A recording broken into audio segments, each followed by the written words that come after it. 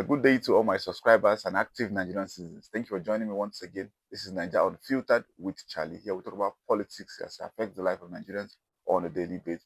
We have a lot of package for you today, like updates on Akpabio's collapse, and then the update on Farouk and obviously the biggest man in town, Dangote, Aliko Dangote's fiasco.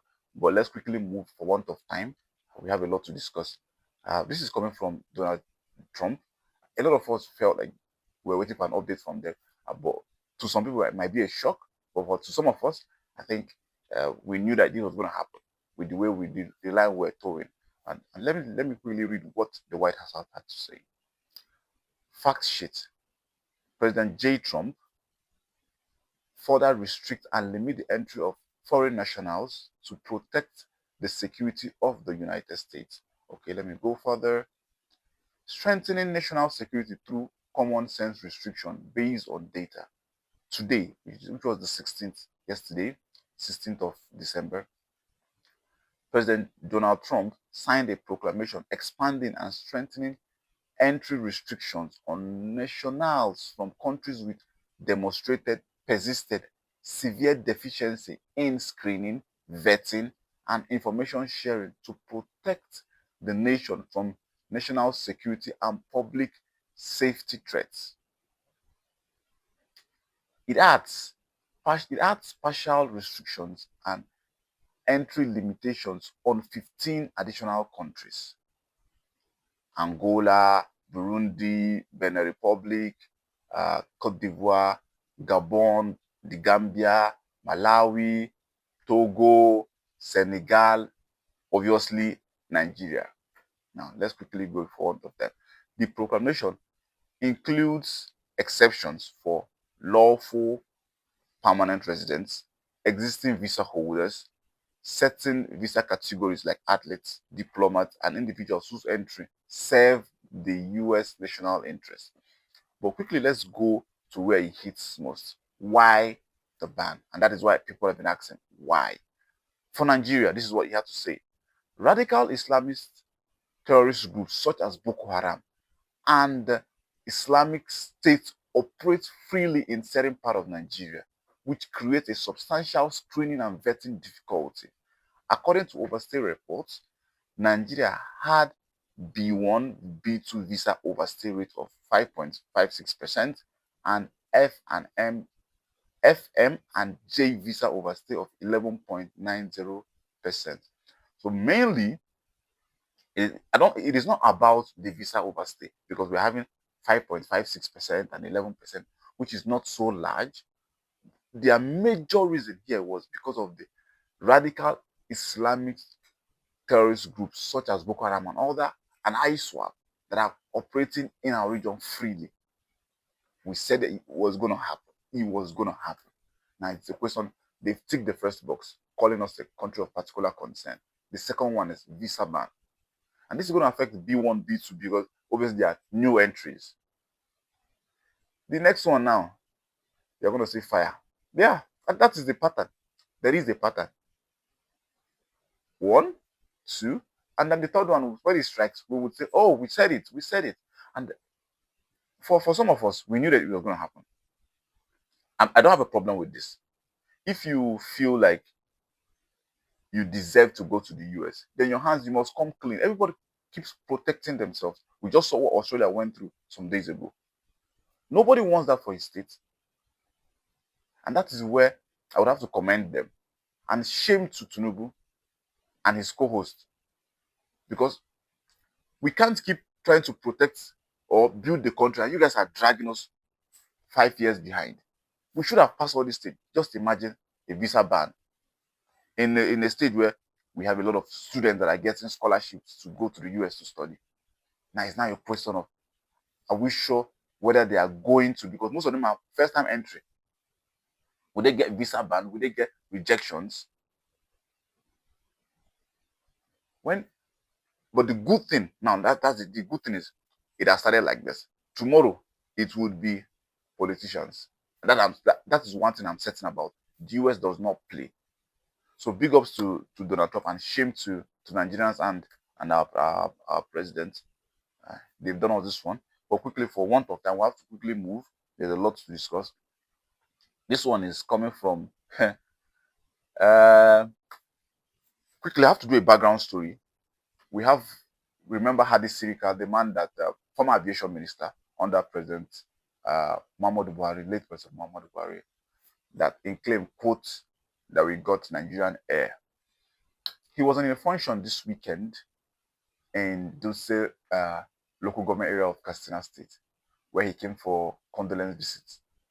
And this had to happen. This was what happened to him. Just quickly watch the video, and then it will give you a glimpse of how Nigerians are going to react in a couple of days.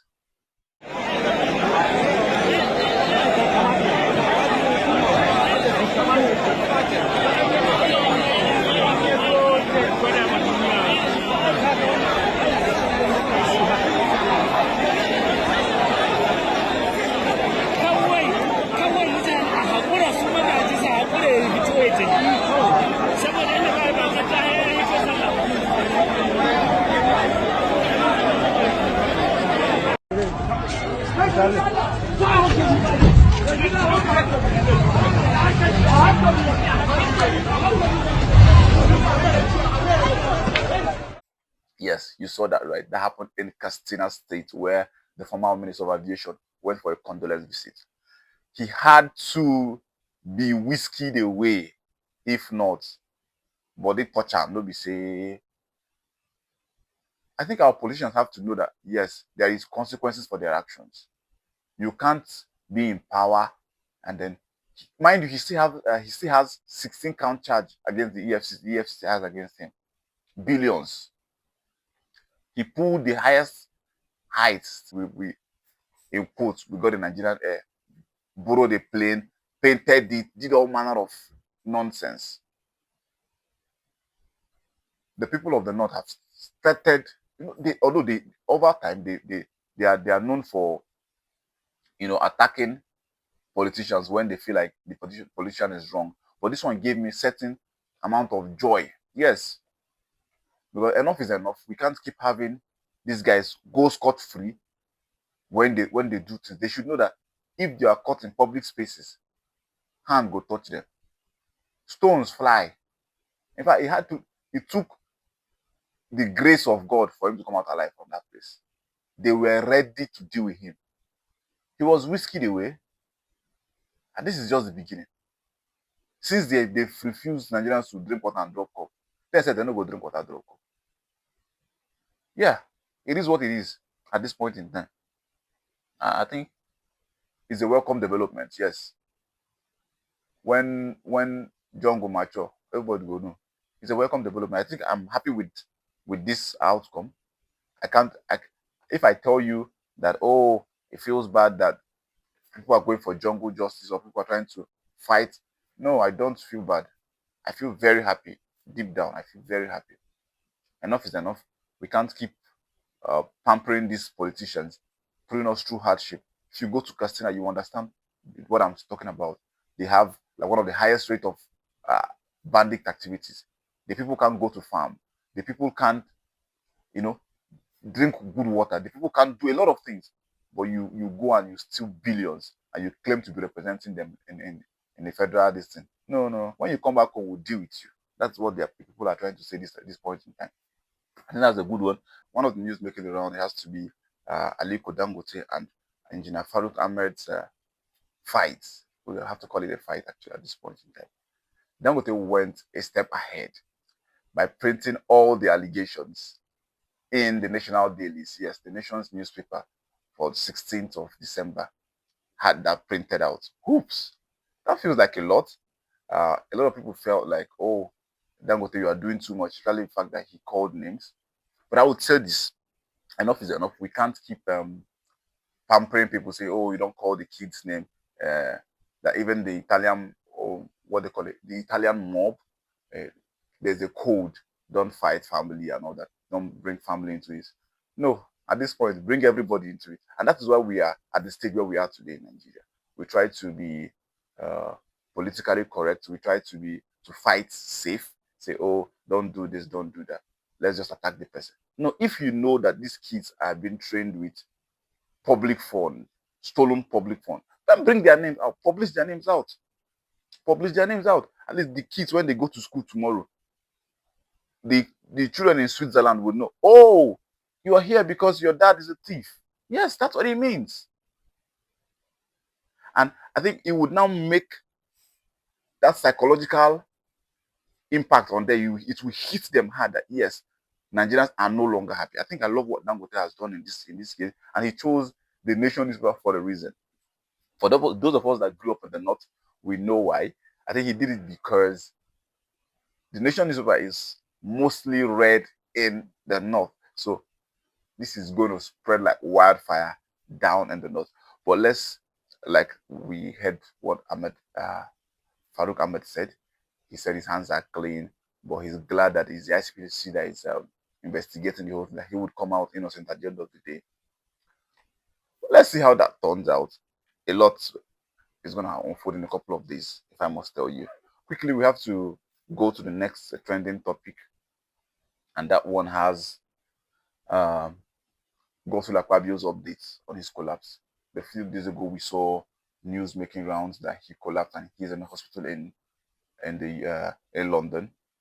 But this is what he had to say, because we saw him on the plenary yesterday.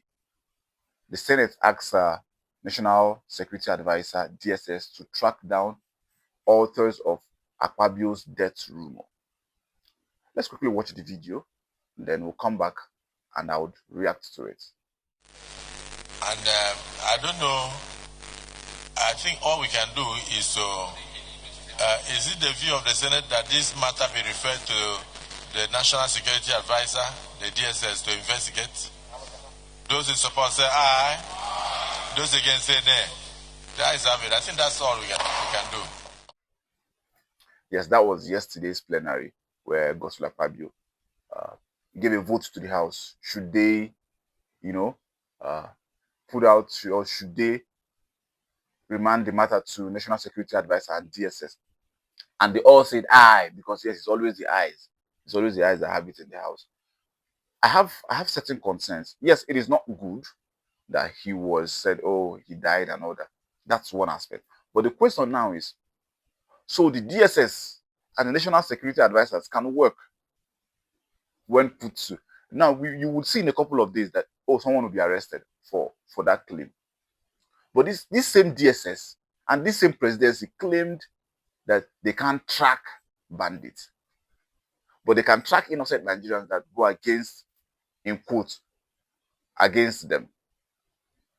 It is so sad that they don't value the lives of Nigerians at a time where we have roughly about 500 Nigerians in the bushes with bandits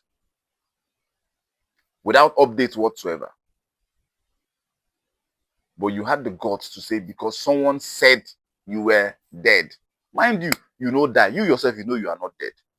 Why should it bother you? Why should you call the National Security Advisor? Why should you call the DSS to work when it only concerns you? But when it concerns Nigerians that voted you guys in, that you should be speaking for, they don't see your mouth for there. Obviously, you'll be getting to see this kind of news daily if this is the way you people behave towards Nigerians. There is no value for our lives, but your lives matter. A rumor. So what happens if you get kidnapped? What happens if you actually die? Just for rumor, you are calling the whole world. You are calling DSS. You are calling National Security Advisor. But people are dying on a daily basis. You've never asked, oh, what is the DSS doing? What is the National Security Advisor doing? You don't care. Your lives are protected. Just for a rumor now, you are proclaiming thunder and brimstone. I think that's where we'll join the curtain for today's production. Please don't forget to like, share, comment, and subscribe so that we'll keep bringing you updates on happenings in the Nigerian politics and how it affects lives of Nigerians on a daily basis. See you again next time, guys. Thank you.